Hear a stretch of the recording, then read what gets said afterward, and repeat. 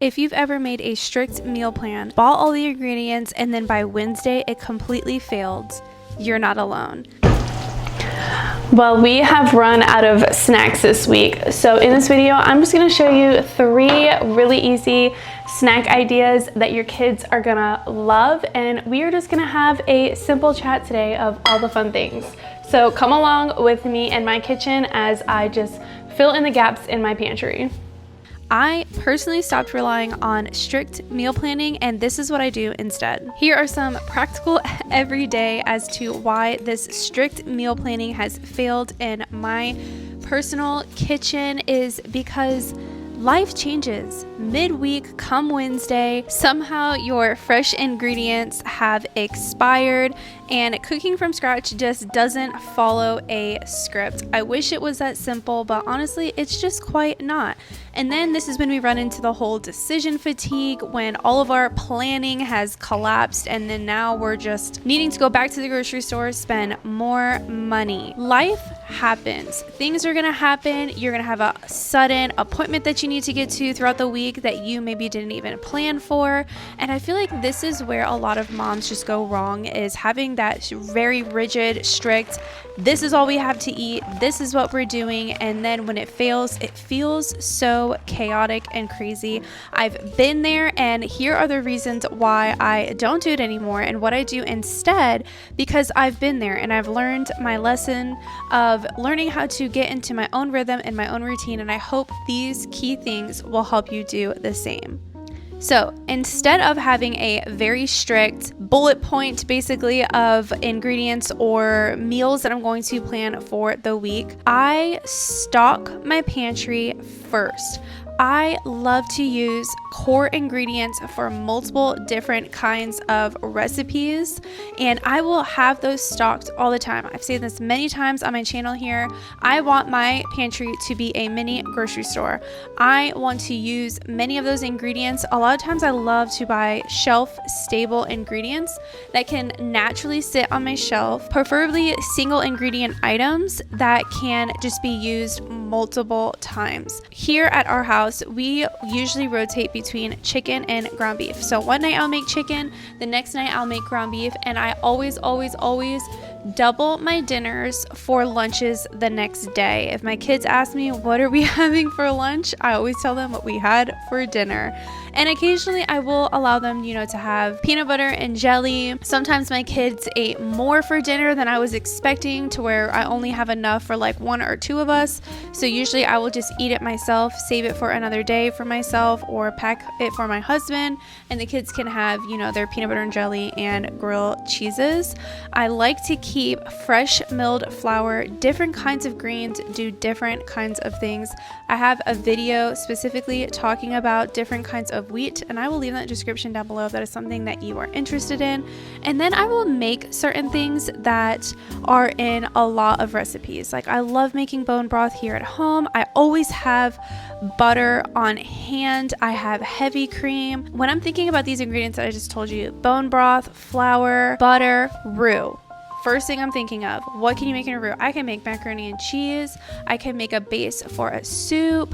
I can make chicken pot pie. There are so many things I can do with just those very simple ingredients. Having them stocked all the time, I promise you, will not only save you time, but it also saves you money.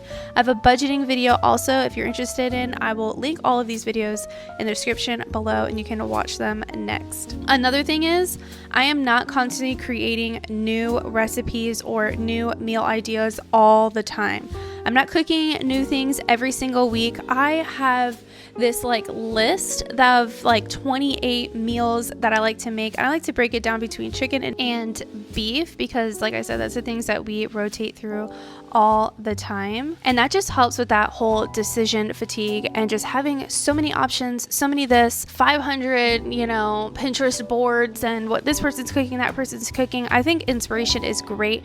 Having new things sometimes is so much fun. My kids really enjoy it. We've been talking about making marshmallows here soon, and those things are fun, but it's not going to be in my regular everyday rotation because that's just too much. That's just too much as a homemaker, as a mom who homeschools her kids and is just trying to maintain what feels like it all, falling back on these very simple recipes that will use those pantry staples in multiple different kinds of recipes, I promise you is life-changing. So for example, I will not do Taco Tuesday, Pizza Friday. If that's what you want to do, that's cool, do it. I have done that in the past. It can be a lot of fun, but I just love shopping my pantry first. Bulk buying actually does reduce stress because one, it's minimizing all of our decisions. Two, it is stocking staples, not recipes.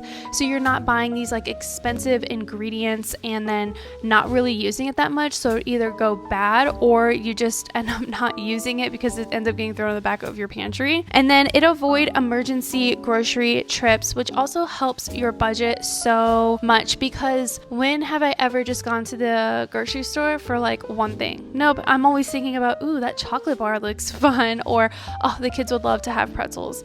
Nothing wrong with that, but if you are trying to stick to that budget of this is how much we have to spend on groceries, something that's comfortable for your family inside this 70-20-10 rule that I talked about in that budgeting video I mentioned just previously, helps your budget so much. And it helps with food waste too. Things are not going to waste when I am bulk buying things, and especially for shelf stable ingredients, you have to be able to put them in 5-gallon buckets with those gamma lids, and it just makes everything be able to be seen a lot better so that you're actually able to rotate.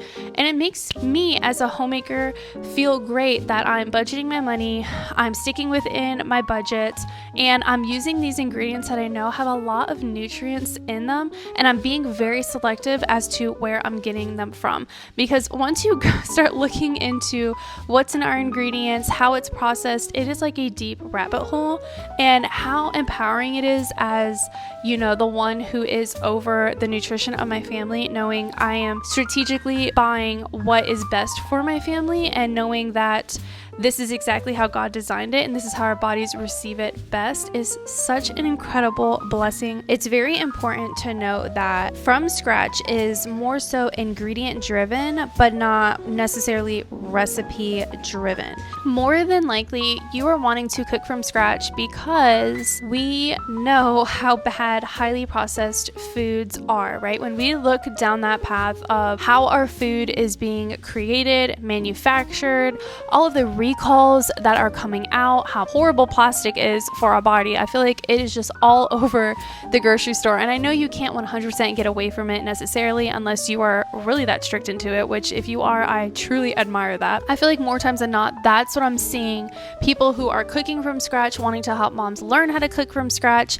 We have personally come from those highly processed foods. Like I said in my last video, I grew up on, McDonald's, fast food. If you look back generations ago, how, low body fat content was, and just the overall health of people have severely declined over the years, and just how much more so-called convenience foods have become.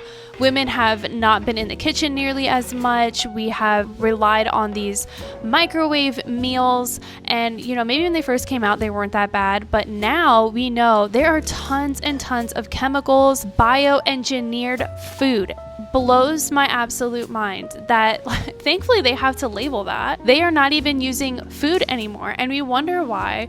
We have mental health issues, we have digestive issues, we have all of these issues in our health because look at the ingredients. So from scratch cooking, really, I think, or maybe that's just my opinion, and you can let me know in the comments down below, what do you think from scratch cooking is? I feel like it's more ingredient based. We are being very mindful of what's going in our body, on our bodies, and we're going to start looking at those things. And when we start stocking our pantry in that way, that's when we start to notice, oh, so-and-so is a chemical on an ingredient, right? If you can't even say it, I'm like to the point, if I cannot even read an ingredient, I'm just going to put it down. Straight up put it down and just walk away because it's just not worth it, in my opinion. And I feel like I mostly feel like that because I have been there too. I have been, with the stomach issues, being told I was all of a sudden sensitive to gluten, and then I was sensitive to dairy, and I was having gallbladder issues, and I had no clue. I literally had no clue. I did not grow up with a nutritious background of a family of understanding. For example,